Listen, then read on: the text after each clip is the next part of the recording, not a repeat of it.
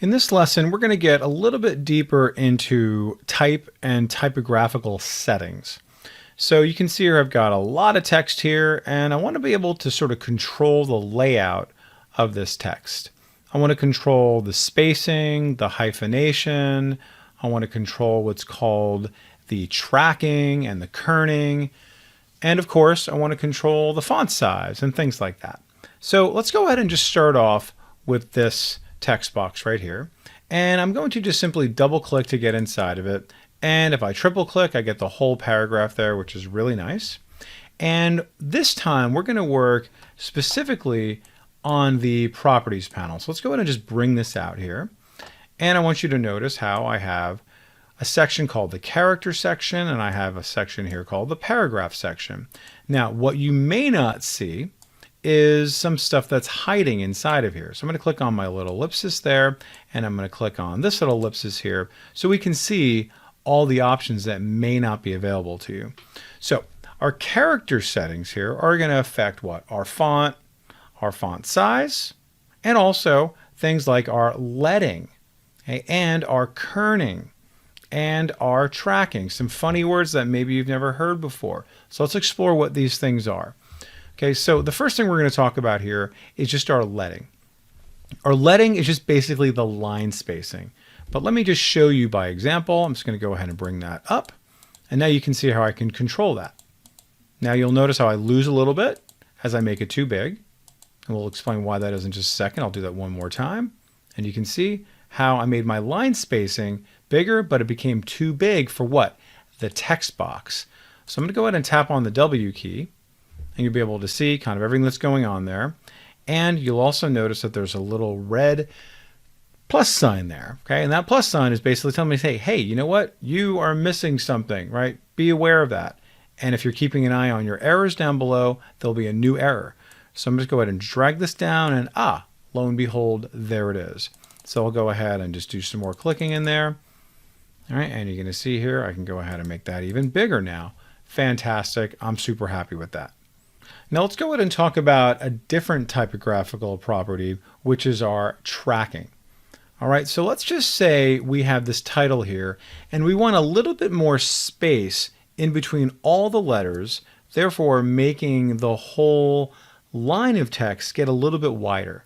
Sometimes you're going to see that, because it's just not fitting in the text box to align on the text box and everything below it. Sometimes it's just going to look better. It's going to look a little bit more like a title, if you will. Okay, but other times you just want to do it just from a design perspective, make it look a little more creative. So let's go ahead and I'm going to highlight everything here. And then I'm going to go over to here to my tracking. So I'm just going to bump this up and just watch how everything gets spread out. So if you want yours to look like that, where it's going to go all the way to the edge of the text box, you can do that. All right, I'm going to bring that down a little bit more. That's fine. And then I'm good to go, right? That's fantastic. I'm super happy with that. Now let's go ahead and talk about its neighbor, kerning. Well, let's say, for example, I did all this with my tracking, but I want a little bit more space between the G and the R. All right, so what I'm going to do now is go over to here to my kerning, right? And you see that, how I can have a little more space in between individual letters. So that's what kerning is going to allow you to do, or maybe you want it to be a little bit closer.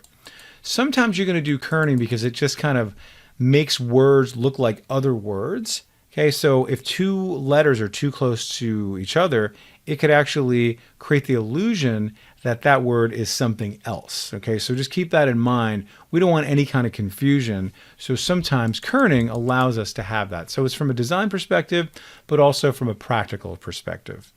Okay, very good. Now, let's go ahead and go down to some of these other ones down below. So I'm just going to say, hey, you know what? I want to make these all caps. That's great. Or maybe small caps. That's fantastic. Super happy with that. All right, and let's just do maybe a couple more.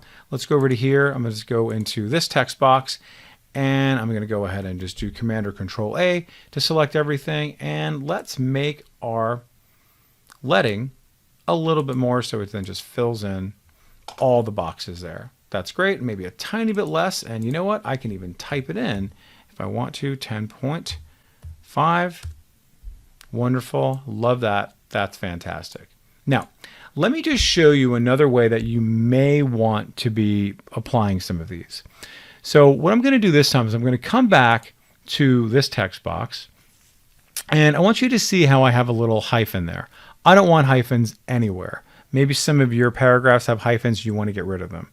Now I could do it here from the properties panel, and you will see that there is in fact this hyphenate option. All right, but I do want you to see other options how we can do things. So I'm going to go ahead and select everything here. I'm going to do my multiple clicking there to get everything.